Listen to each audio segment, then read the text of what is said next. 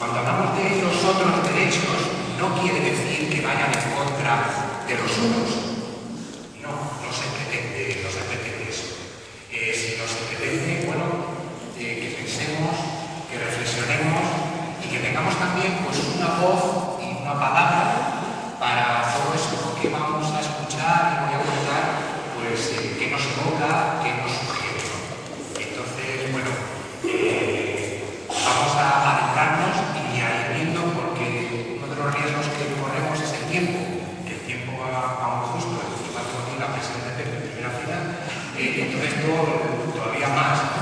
Entonces, los que me conocen saben de mi tratamiento germánico con el tiempo, así que yo voy a intentar ajustarme al máximo.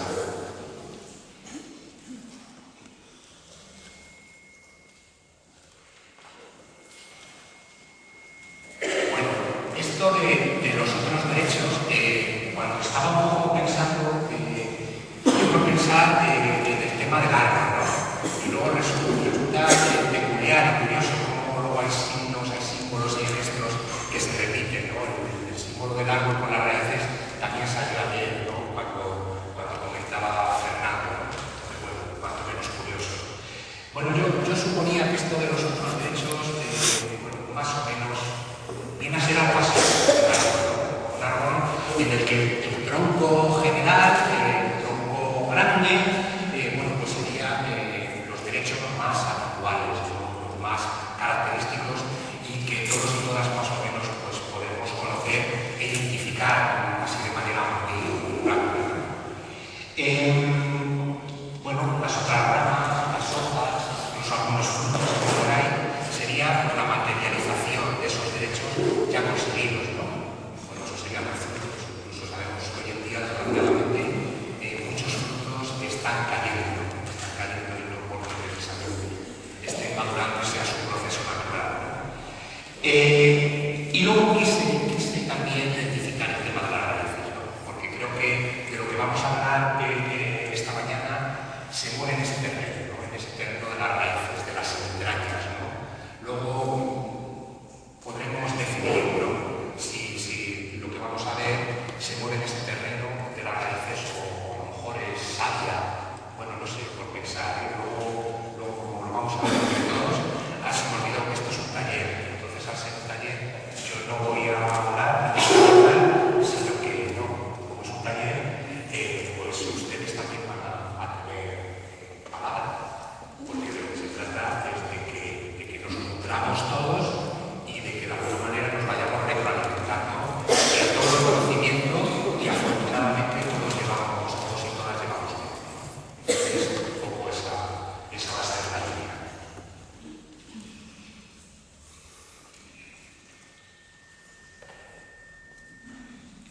Antes de nada, quería hacer un apunte muy rápido a esto de la historia de una carpeta. Como bien dijo Elena, trabajamos en un grupito de trabajo a nivel confederal y hace casi 2 años sacamos este material que es una carpeta con cuentos, ¿no? Con cuentos sobre los derechos más actuales, ¿no? El derecho a la salud, a la vivienda, a la justicia, etcétera, etcétera.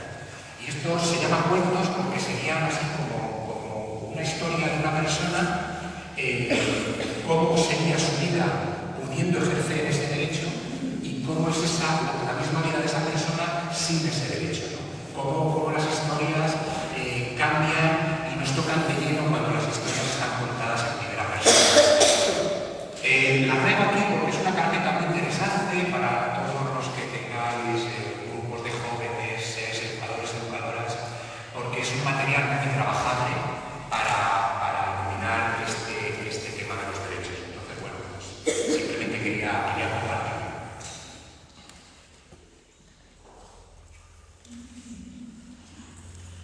Los derechos más habituales que trabaja esta carpeta son los más conocidos, ¿no? Vivienda, salud, justicia, educación, trabajo, participación, salario social y el derecho a una buena administración.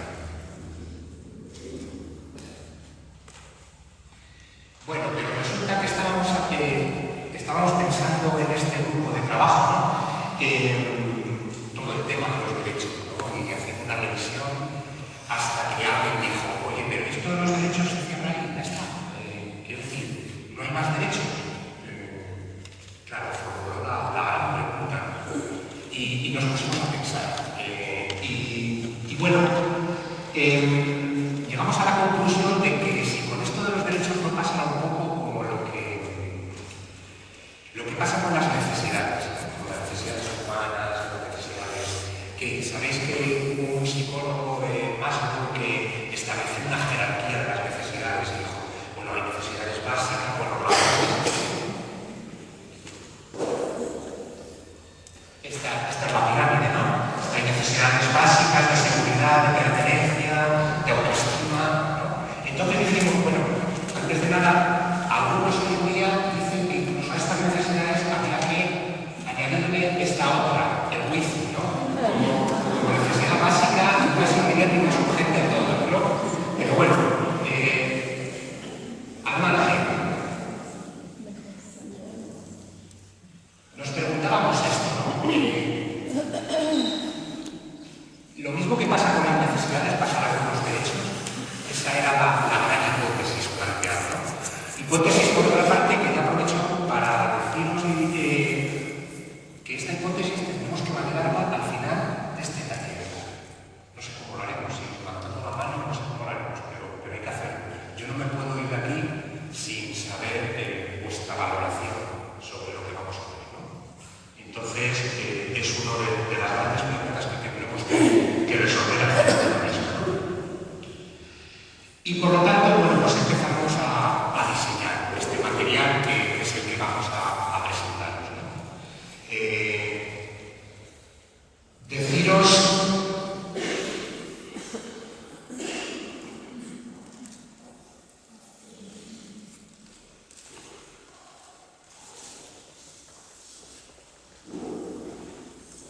un poco los objetivos del taller. Vamos a intentar, por lo menos, que nadie se aburra o que no se aburra en exceso, ¿no? Para lo cual intentaremos que sea así algo como dinámico, que tenga varios elementos, varios ingredientes que intenten hacerlo menos. Que disfrutemos hablando porque son cosas importantes, ¿no? Si me apuráis, de una profunda dimensión antropológica también, ¿no? No se trata de enseñaros nada porque, como os he dicho, cada uno y cada una de todos los que estamos aquí somos expertos, somos maestros. Entonces, no se trata tanto de enseñar, sino de compartir, ¿no? Que os impliquéis. Esto os lo pido, por favor, implicaros hablando en primera persona. No tendría mucho sentido aquí que nos refiriéramos, es que la gente, es que tal, no.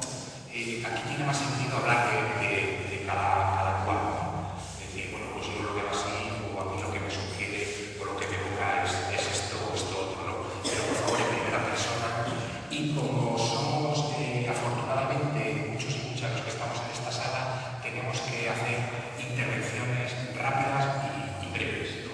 Pues una frase, dos frases, lo que nos evoca, lo que nos sugiere, pero de manera ágil y rápida, porque si no se nos escapa el tiempo, ¿no?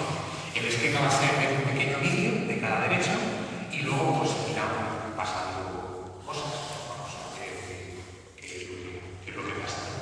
Nuestro enemigo, como he dicho, el tiempo, y esto de la voz, no os dejéis impresionar por la voz de los montajes, que he contado con la colaboración de un amigo actor de doblaje que tiene una voz bonita, que cambia, que envuelve. Lo importante es el contenido, no os dejéis impresionar por la voz, ¿vale? Pues si os parece, vamos. Bueno, pues este es el primero de los derechos propuestos, ¿no? El derecho a la felicidad. Hay un país que se llama Bután, que está por allí en los Himalayas, que me gusta mucho una de las cuestiones que plantean, ¿no? Ellos tienen un indicador, como sabéis que indicadores de crecimiento, pues el más representativo en nuestro país, desgraciadamente es el Producto Interior Bruto, ¿no? Que mide los aspectos de la riqueza de un país, ¿no? Pero en Bután tienen un indicador que es el indicador de la felicidad internacional, un indicador cuanto menos ya sugerente. Este indicador se basa en la premisa de que el verdadero desarrollo de la sociedad se encuentra cuando converge el desarrollo material y el desarrollo espiritual, ¿no? Y tiene 4 pilares que lo leo muy bien. Los 4 pilares son la promoción del desarrollo socioeconómico, sostenible e igualitario, la preservación y promoción de los valores culturales, la conservación del medio ambiente y el establecimiento de un buen gobierno. ¿Quién no quisiera estos pilares, ¿no? sobre los que se arrolla la felicidad humana? Bueno, no sé, un poco ver qué nos sugiere a cada uno de nosotros, ¿no? Ver si eso de la felicidad es un camino, es una meta, si realmente sirve de algo, ¿no? la felicidad propia sin la ajena. Bueno, no sé, sería un poco que tuviéramos una palabra de qué nos evoca, qué nos sugiere o qué nos dice el tema de la felicidad. El derecho a soñar, que Eduardo Galeano dijo que el derecho a soñar no se encuentra entre los 30 derechos más importantes que la ONU estableció a finales del año 1948, ¿no? Pero si no fuera por este derecho y por las aguas que da de beber, los demás derechos no deberían de ser, decía Galeano.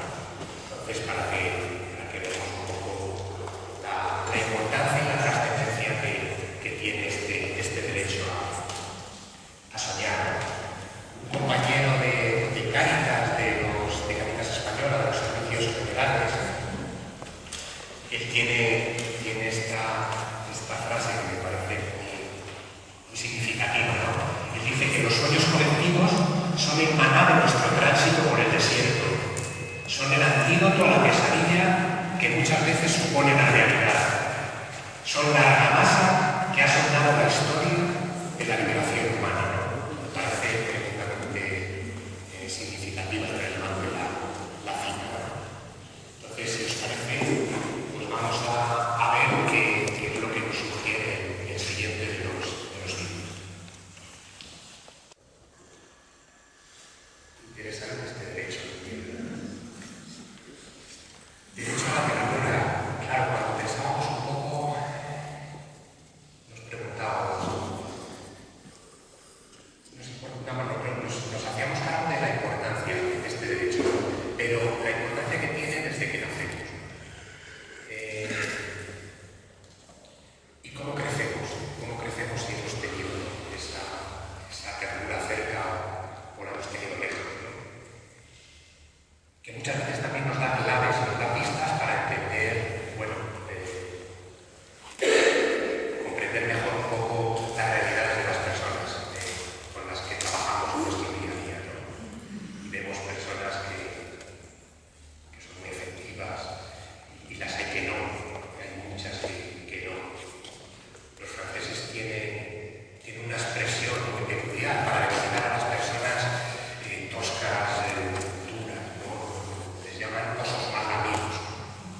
Han habido los lametones propios de la mamá osa hacia sus hijos. Pero no sé, ¿cómo crecemos? ¿Cómo vamos viviendo con estas dosis de ternura, si las hemos recibido, o con estas carencias? Si realmente parecemos analfabetismo afectivo. Yo recuerdo que cuando iba al colegio se nos decía, los niños no lloran.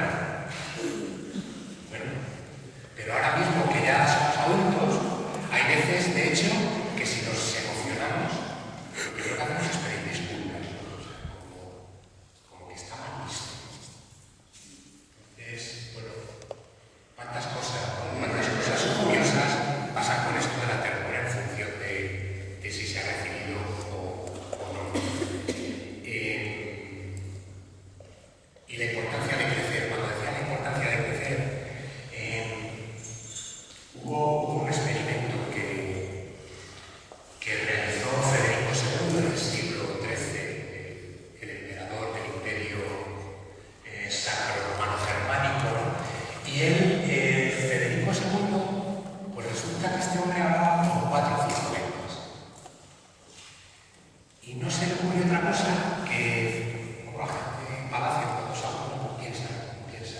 oye, ¿qué hablarán los niños que nadie les hable?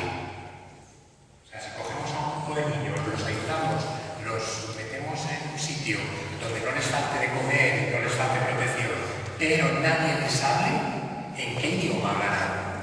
Bueno, pues cosas que se piensan en Palacio, ¿no? Bueno, pues es lo que hizo. Cogió a un grupo de niños del hospicio y dio instrucciones a los cuidadores de que nadie les dirigiera la palabra, ni ningún gesto de afectividad.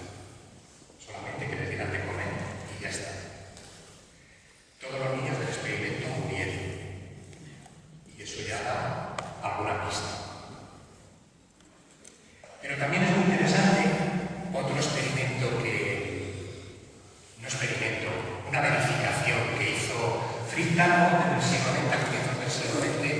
Fritz Talbot es un pediatra norteamericano que le llamaba mucho la atención por qué los niños y niñas menores de 2 años en hospicios, en orfanatos, pues tenían una mortalidad altísima.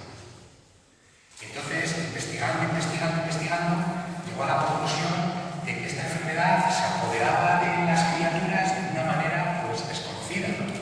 Y los niños pues empezaban a perder peso, empezaban con desgana, no querían comer, no querían jugar y al final entraban en un proceso de deterioro que acababan muriendo. A esta enfermedad se la llamó marasmo, una enfermedad de origen desconocido que tenía una tasa de mortalidad infantil brutal. Y este pediatra dijo, voy a investigar esta enfermedad y a ver qué es lo que pasa. Pero lo que más le llamó la atención a este pediatra es que había un lugar en Alemania, un orfanato donde los niños no morían ninguno. Y dijo, bueno, yo si estoy investigando, pues me tengo que ir a Alemania a ver qué es lo que pasa allí para que los niños mueran. Y entonces llegó allí al orfanato y descubrió que la cuidadora, una señora llamada Ana, de edad avanzada, una señora corpulenta, cuando los niños comenzaban con los primeros síntomas de esta enfermedad, Ana los llevaba junto a ella. Entonces lo más normal y lo más habitual era ver a Ana con una criatura en el estómago, otro en la espalda y otro en el costado. Entonces los ataba y todas las labores que donde fuera Ana iba con estos pequeños pelados.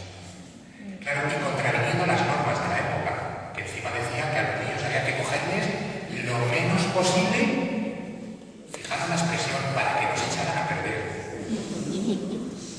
O sea, tremendo. Bueno, pues los niños de Ana vivían siempre, no había mortalidad aquí, ¿no? Entonces, este pediatra quedó tan impresionado, que a partir de ese momento empezó a difundir la idea de la atención amorosa. Bueno, esto lo cuento